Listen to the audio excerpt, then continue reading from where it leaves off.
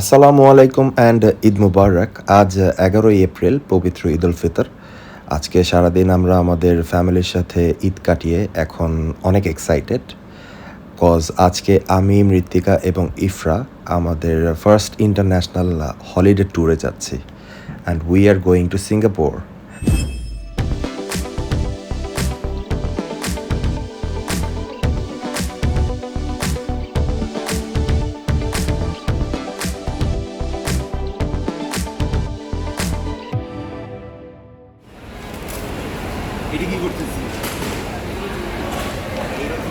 ঈদের দিন রাস্তা ফাঁকা থাকায় আমরা মোটামুটি আধা ঘন্টার মধ্যেই মিরপুর থেকে এয়ারপোর্টে পৌঁছে যাই।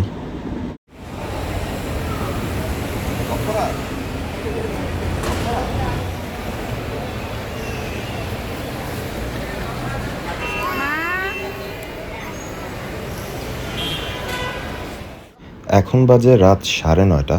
এখন আমরা সিঙ্গাপুর এয়ারলাইন্সের চেক ইন কাউন্টারে গিয়ে আমাদের চেক ইন লাগেজগুলো সাবমিট করব এবং বোর্ডিং পাস কালেক্ট করব।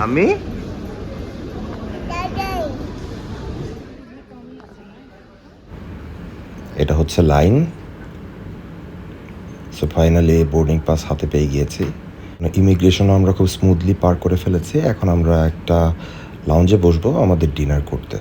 আমাদের বোর্ডিং টাইম হচ্ছে রাত 1টা বাজে এবং ফ্লাইট টাইম হচ্ছে রাত 2টায়। It's time for check in. So এখন আমরা লাউঞ্জ থেকে বের হয়ে চেক ইনের জন্য যাচ্ছি।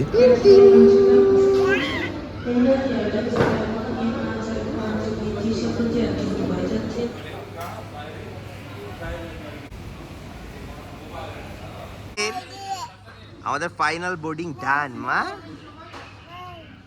আলহামদুলিল্লাহ, everythings going good. And flight attendant just বলে গিয়েছে যে টেক অফ করার পরে ওরা প্যাসেঞ্জারটা অ্যাটাচ করে দিয়ে যাবে, কজ ইফরা ঘুমিয়ে পড়েছে।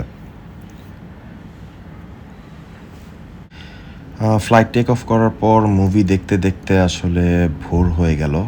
হঠাৎ জানলার বাইরে তাকিয়ে দেখি মেঘের উপর দিয়ে সূর্য উঠছে, এবং এটা আসলে ক্যামেরায় অতটা বোঝা যায় না, যেটা আমরা বাস্তবে এক্সপিরিয়েন্স করছি। এটা আমাদের জীবনের দেখা বেস্ট সূর্যোদয়।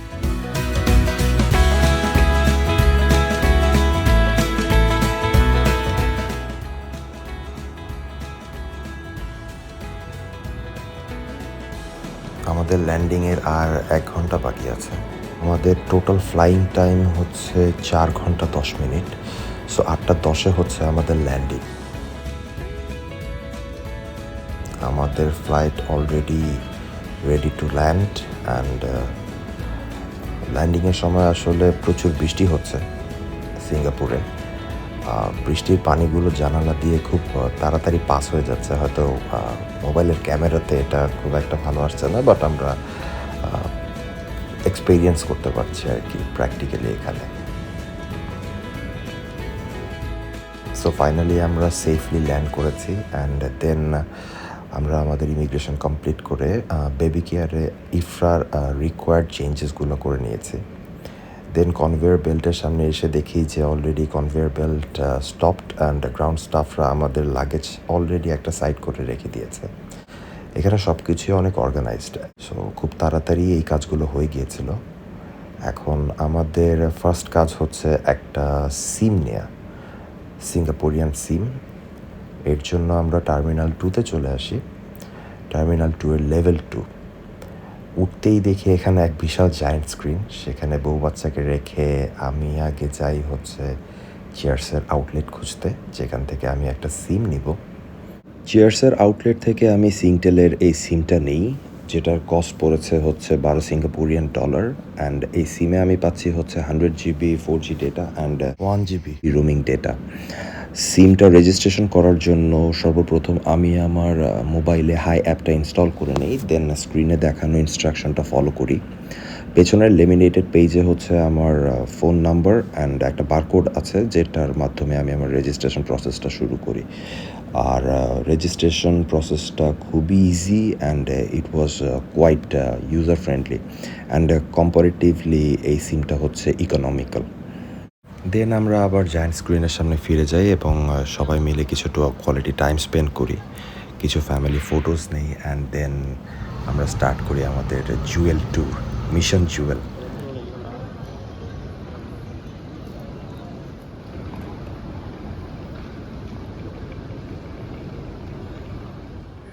এখন আমরা স্কাই ট্রেনে করে টার্মিনাল 2 থেকে টার্মিনাল 1-এ যাচ্ছি জুয়েল দেখার জন্য।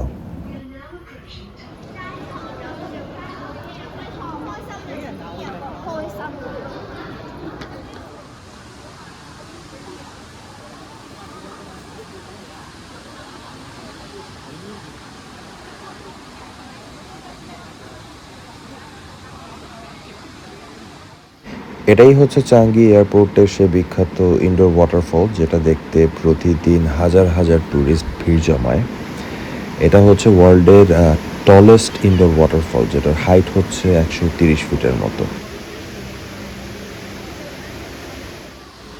এখানে বসে ঝর্ণা দেখতে দেখতেই আমরা আমাদের লাঞ্চ সেরে নেই। লাঞ্চের পর আশেপাশটা একটু ঘুরে দেখি, তারপর কিছু ফ্যামিলি ফটোজ নেই, অ্যান্ড আশেপাশের ব্র্যান্ড শপসগুলো একটু ঘুরে দেখি। তারপর স্কাই ট্রেনে করে আমরা আবার টার্মিনাল 1 থেকে টার্মিনাল 2-তে ব্যাক আসি, কারণ টার্মিনাল 2-তেই হচ্ছে মেট্রো স্টেশন, যেখান থেকে আমরা এখন আমাদের হোটেলের উদ্দেশ্যে রওনা দিব। চাঙ্গি মেট্রো স্টেশন থেকে এক্সপো থেকে ডাউনটাউন লাইনে করে লিটল ইন্ডিয়া, তারপর লিটল ইন্ডিয়া থেকে নর্থ ইস্ট লাইনে করে হচ্ছে আমাদের ডেস্টিনেশন ফেডার পার্ক। আর এতটুকু দূরত্ব পার করতে আমাদের সময় লেগেছে 1 ঘন্টা। প্রতিটি স্টেশনে এত সুন্দর করে ইন্ডিকেশন দেওয়া ছিল যে আমাদের ওয়ে বুঝে উঠতে কোনো সমস্যাই হয়নি।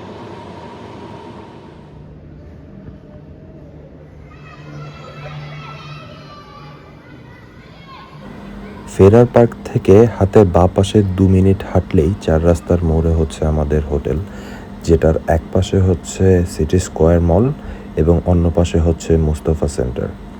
লোকেশনটা আমাদের জন্য খুবই কনভিনিয়েন্ট ছিল। আমাদের এই হোটেলের নাম হচ্ছে হোটেল তাইহো, যেটা হচ্ছে কিচেনার রোডে। আমরা 3:30টার দিকে হোটেলে চেক ইন করি। 2 মাস আগে এগোটা থেকে আমরা এই রুমটা বুক করায় একটা ভালো ডিসকাউন্ট প্রাইস পেয়েছিলাম, যেটার ভাড়া ছিল 8,000 টাকা per night. Singapore is a very expensive country, সে হিসাব করলে রুমটা আমাদের জন্য তেমন একটা খারাপ ছিল না। হোটেলে ঢোকার পর আমরা সবাই অনেক টায়ার্ড ছিলাম, তাই পর্যাপ্ত রেস্ট নিয়ে রাত 9টার দিকে আমরা একবারে হোটেল থেকে বের হই। আমরা মুস্তফা সেন্টারের রোড ধরে হাঁটতে থাকি, কারণ মুস্তফা সেন্টারের পরেই হচ্ছে ডেস্কার রোড, যেখানে অনেক বাংলাদেশি খাবারের রেস্টুরেন্ট রয়েছে। আজকের রাতের প্ল্যান হচ্ছে দেশি খাবার খেয়েই কাটিয়ে দেয়া। সিঙ্গাপুরে রুলস সবাই খুব স্ট্রিক্টলি ফলো করে, হোক সেটা ট্রাফিক আর হোক সেটা স্মোকিং। এখানে শুধু সিলেক্টিভ প্লেস এবং কিছু ট্র্যাশ বিনের আশেপাশে স্মোক করা যায়, এছাড়া অন্য কোথাও ওপেন স্পেসে স্মোকিং করা হচ্ছে সম্পূর্ণ নিষিদ্ধ।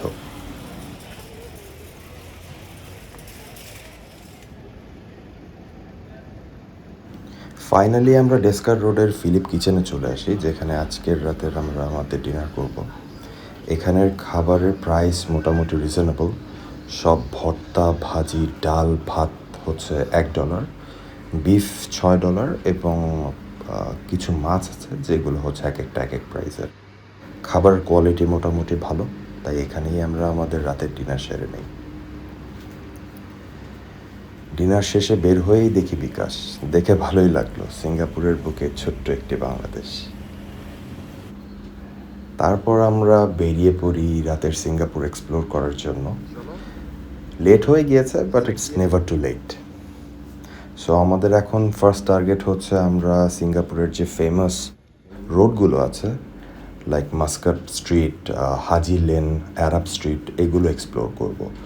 সো প্রথমেই হচ্ছে আমরা রোচর ক্যানেলের রোড ধরে যাই।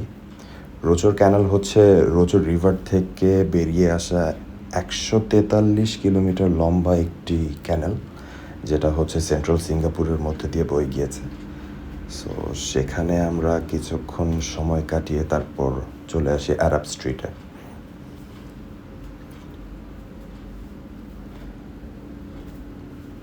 অ্যারাব স্ট্রিট থেকে কিছুটা সামনে এগিয়ে গেলেই হচ্ছে সুলতান মস্ক, দ্য ফেমাস সুলতান মস্ক, যেটা দেখার জন্য প্রচুর ট্যুরিস্ট প্রতিদিন অনেক ভিড় জমায়।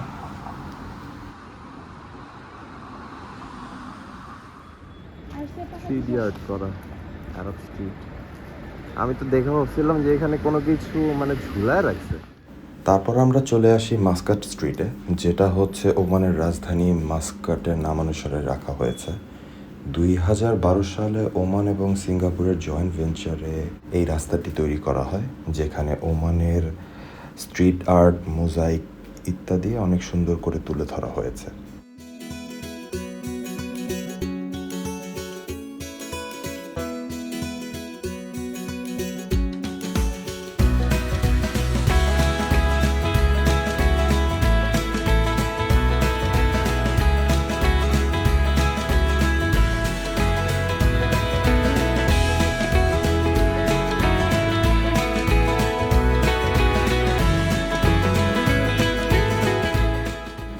তারপর আমরা হাজি লেনের উদ্দেশ্যে যাত্রা শুরু করি। কথিত আছে যে একবার এক মুসলিম দরিদ্র পরিবার বা তীর্থযাত্রীরা মক্কায় হজে যাওয়ার সময় এখানে যাত্রা বিরতি নিয়েছিল এবং তারপর থেকে এই রোডের নামকরণ করা হয়েছে হাজি লেন। কিন্তু সময়ের সাথে সাথে এই রোডের আমূল পরিবর্তন হয়ে গিয়েছে, যা আসলে এই রোডের নামকরণের সাথে খুব একটা মিল রাখে না। এই রোডটি এখন গ্যাদারিং, পার্টি এগুলোর জন্য ইউজ করা হয়।